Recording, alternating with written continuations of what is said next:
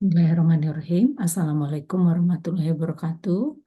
Pada kesempatan kali ini kami akan menyampaikan laporan penelitian kami tentang uji antiinflamasi teh hijau Camellia sinensis L gambung pada serang 264.7. Tim penelitian kami terdiri dari saya sendiri sebagai Ketua Peneliti, Arina Novila, dan anggota adalah Ibu Gina Hairinisa, Bapak Dwi Davidson Dehibiha, kami dari Program Studi Teknologi Laboratorium Medis D3, Fakultas Ilmu dan Teknologi Kesehatan Universitas Jenderal Ahmad Yani Cimahi. Adapun yang menjadi latar belakang penelitian kami, seperti diketahui bahwa inflamasi adalah suatu proses respon daripada tubuh kita terhadap adanya suatu peradangan ataupun cedera. Di dalam proses inflamasi ini, tubuh kita akan mengeluarkan beberapa sel-sel dan zat-zat kimia yang bertujuan untuk mengurangi terjadinya infeksi dan mempercepat penyembuhan. Salah satu sel yang berperan di dalam proses inflamasi ini adalah makrofag, di mana peranan makrofag ini adalah memproduksi sitokin, interleukin 6, interleukin 1 beta, interleukin TNF-alfa, serta mediator inflamasi lainnya seperti PGE2 dan nitrik oksid. Di dalam proses pengobatan dari inflamasi ini memerlukan obat kimia, namun jika penggunaannya dalam jangka waktu yang cukup lama akan menimbulkan efek samping yang serius bagi tubuh kita. Karena itu perlu dicari pengembangan obat di mana obat tersebut memiliki efek samping yang rendah atau relatif lebih kecil. Salah satu di antaranya adalah mencoba mengembangkan tanaman yang ada di sekitar kita. Contohnya adalah teh hijau. Teh hijau seperti diketahui bahwa merupakan tanaman yang ada di Indonesia dan minumannya cukup digemari oleh masyarakat Indonesia sebagai minuman kesehatan. Dan bahkan diminum sehari-hari oleh masyarakat Indonesia. Teh hijau ini disinyalir mempunyai banyak manfaat, karena itu banyak dikonsumsi oleh masyarakat kita.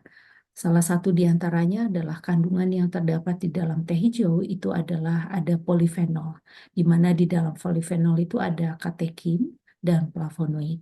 Menurut beberapa penelitian bahwa katekin dan flavonoid ini mempunyai khasiat sebagai antioksidan, antiinflamasi, anti alergi, dan antibakteri. Karena itu pada penelitian ini kami ingin membuktikan bahwa teh hijau tersebut sebagai antiinflamasi apakah dapat ada sebagai peranannya sebagai antiinflamasi. Yang kami ambil teh hijau ini adalah dari perkebunan teh Ciwidey, Jawa Barat. Yang menjadi perumusan masalah, yang pertama adalah ada 3. Yang pertama adalah berapa kadar prostaglandin E2, TNF-alfa, dan interleukin 1 beta pada sel makrofag RAU264.7 yang diaktifasi oleh APS setelah diberi perlakuan ekstrak teh hijau atau Camellia sinensis gambung. Kemudian tujuan penelitian kami ada 3.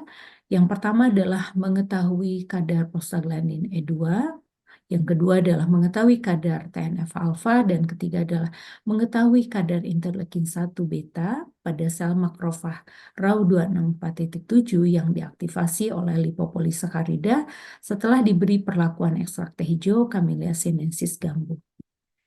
Urgensi penelitian ini adalah yang pertama, mengembangkan potensi alam yang ada di sekitar kita, yaitu pemanfaatan teh hijau yang berasal dari perkebunan teh gambung Ciwidey, Jawa Barat.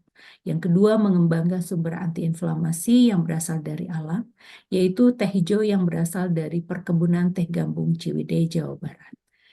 Kemudian potensi hasil penelitian ini berupa luaran dari penelitian ini diharapkan kami dapat mempublikasikan pada jurnal ilmiah nasional terakreditasi.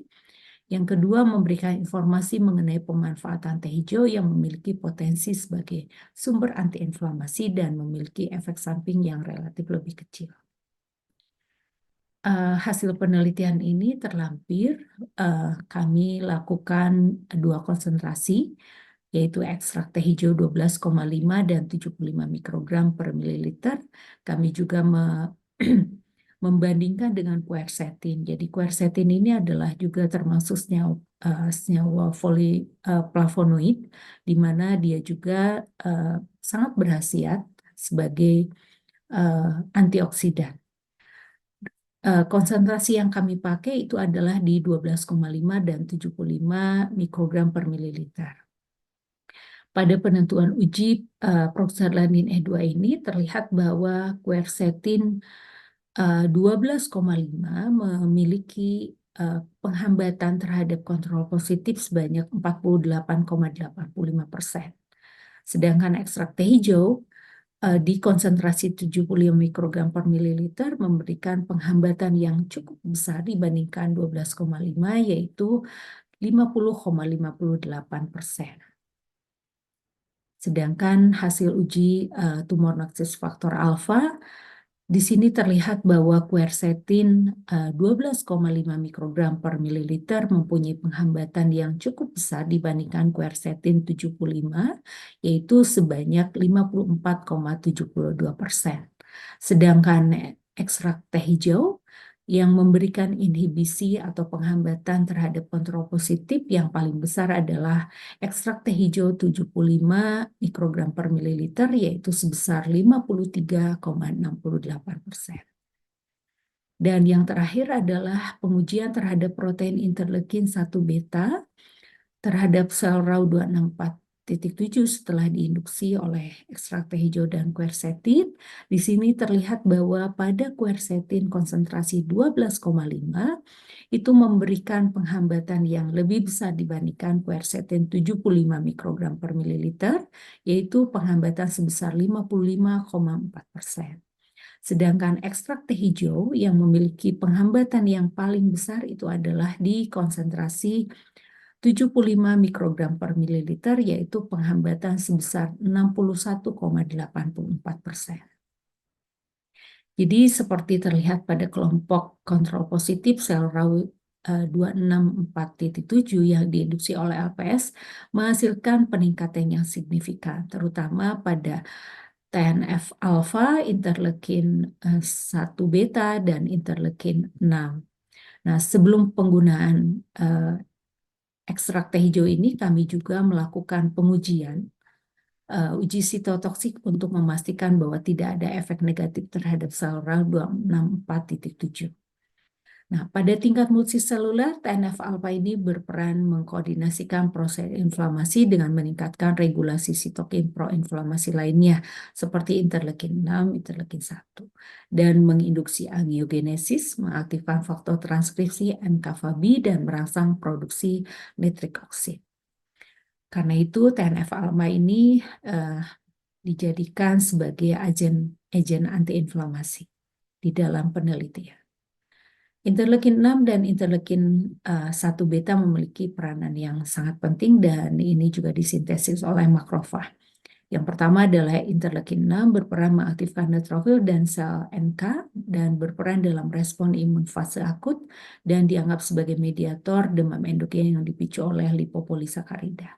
Sedangkan interleukin 1 beta menginduksi demam dan sekresi interleukin 6 dan 8 dan berperan sebagai sitokin proinflamasi dan memiliki peranan penting di dalam patofisiologi endometriosis serta memainkan peranan yang sangat penting dalam inisiasi dan peningkatan respon inflamasi terhadap infeksi mikroba. Di dalam penelitian ini kami menggunakan ekstrak teh hijau untuk melawan penanda inflamasi TNF-alfa, interleukin 1 beta, dan prostaglandin E2. Terlihat bahwa di dalam hasil tadi ekstrak teh hijau secara signifikan dapat mengurangi kadar protein dari TNF-alfa, interleukin 1 beta, dan prostaglandin E2 dalam sel Rau264.7 dan hasilnya setara dengan quercetin. Informasi tentang sifat antiinflamasi teh hijau ini sudah diteliti oleh beberapa peneliti. Sebelumnya yang terbaru adalah pada 2022 oleh tim peneliti dari Rujana pun menemukan bahwa ekstrak teh hijau menurunkan akumulasi nitrit sebagai sitokin proinflamasi dengan dosis yang bervariasi. Polifenol yang terkandung di dalam teh hijau seperti epikatekin, katekin 3 galat, evigalokatekin 3 galat, ini dikaitkan sebagai mempunyai fungsi antioksidan yang sangat kuat sehingga dapat mengurangi risiko yang terkait dengan stres oksidatif.